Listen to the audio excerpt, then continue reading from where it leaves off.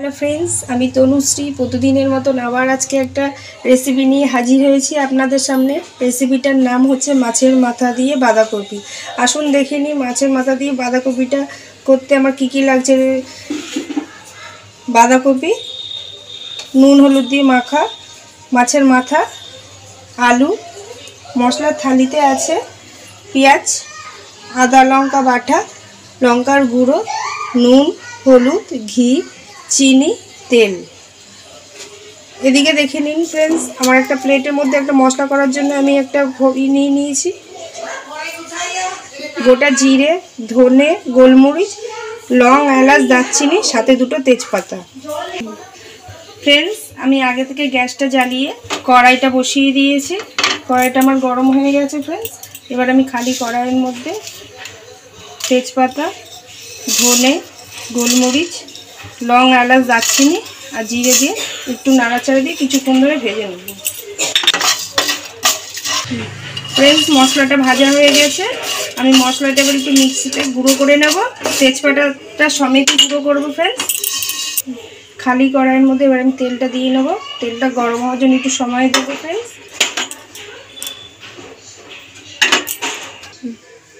তেল গরম হয়ে গেছে। প্রথমে মাছের মাথাটাকে ভেজে নেবো লাল লাল করে।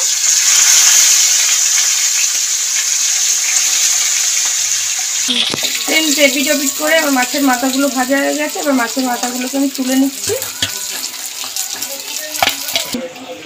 এবার ওই গরম তেলের মধ্যে আলুটাকে দিয়ে একটু নুন, একটু হলুদ দিয়ে নাড়াচাড়া দিয়ে আমি প্রথমে ভেজে নেবো আলুটাকে। লাল লাল করেই ভাজবো আলুটাকে। লাল লাল করে আলুগুলো ভাজা হয়ে গেছে। আমি এবার ভাজাগুলো তুলে নেবো।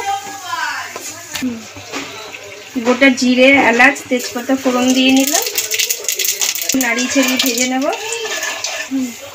ফোড়নটা ভাজা হয়ে গেছে ফ্রেন্ডস। এবার আমি আগে থেকে পেঁয়াজ কুচানোটা দিয়ে দেবো। অল্প একটু নুন দিয়ে দেবো পেঁয়াজের ওপরে, যাতে তাড়াতাড়ি সেদ্ধ হয়ে যায়, ভাজাটাও হয় ভালো মতো। একটু নাড়িয়ে ছাড়িয়ে ভেজে নেবো। পেঁয়াজটা ব্রাউন করে ভাজা হয়ে গেছে ফ্রেন্ডস। এবার আমি টমেটোটাকে আজকে পেস্ট করিনি, দেখুন আজকে আমি এরকম লম্বা লম্বা করে পাতলা পাতলা কেটে দিয়েছি। কেন টমেটো পেস্টটা দিলে টমেটোর থেকে জল বের হয় বেশি, ওই জন্য আমি আজকে দিইনি। বাঁধাকপিতে তাহলে জল জল হয়ে যাবে, ওই জন্য টমেটোটা দিয়ে আমি লম্বা লম্বা করে কেটেই করছি। এটা দিয়ে কিছুক্ষণ আবার ভাজা ভাজা করবো। টমেটোটা ভাজা ভাজা হয়ে এসছে ফ্রেন্ডস। এবার আমি আগে থেকে আদা লঙ্কা বাটা দিয়ে দেবো। দিয়ে বেশ কিছুক্ষণ ধরে আবার বেশ নাড়াচাড়া ভাজা করে নেব। আদাটা ভাজা ভাজা হয়ে গেছে। এবার আমি গুঁড়ো লঙ্কা, হলুদ গুঁড়ো দিয়ে একটু মশলাটাকে কষিয়ে নেব। মশলাটা কষানো হয়ে গেছে ফ্রেন্ডস। দেখুন মশলা দিয়ে ভালো মতন তেল বেরিয়ে গেছে। এবার আগে থেকে আমি আলু ভেজে রেখেছিলাম সেটাকে দিয়ে দেবো। দিয়ে আবার একটু কষে নেব। আলুটা দিয়ে কষানো হয়ে গেছে। এবার আমি আগে থেকে সেদ্ধ বাঁধাকপি এটা দিয়ে দেবো।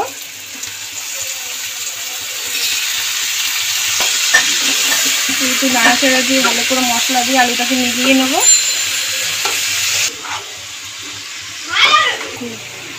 বাঁধাকপিটাকে ভালো করে আলু মশলা দিয়ে কষিয়ে নিয়েছি ফ্রেন্ড।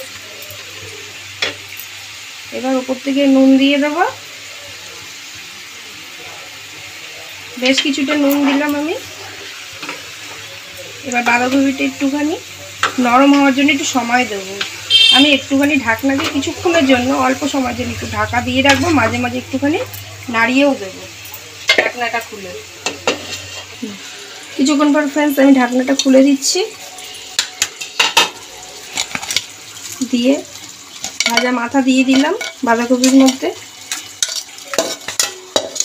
খুন্তি দিয়ে একটু নাড়িয়ে দেবো। মাথাগুলো একটু ভেঙে দেবো ফ্রেন্ডস, তাহলে ভালো মতন মিশবে মাথাগুলো বাঁধাকপির মধ্যে। এবার ভালো করে নাড়িয়ে চাড়িয়ে নেব। নিয়ে বেশ আবার কিছুক্ষণ একটুখানি ঢেকে রেখে দেবো ফ্রেন্ডস, মাথাটা একটু নরম হওয়ার জন্য। ফ্রেন্ডস, বেশ কিছুক্ষণ ধরে আমি নাড়াচাড়া দিয়ে বাঁধাকপিটা মোটামুটি তৈরি হয়ে গেছে। এবার আমি স্বাদ মতন আবার একটু নুন দিয়ে দেবো। একটু চিনি দিয়ে দেবো, দিয়ে আবার একটুখানি নাড়িয়ে নেব। এবার আমি আগে থেকে ভাজা যে মশলাটা করে রেখেছিলাম মিক্সিতে সেটাকেও দিয়ে দেবো।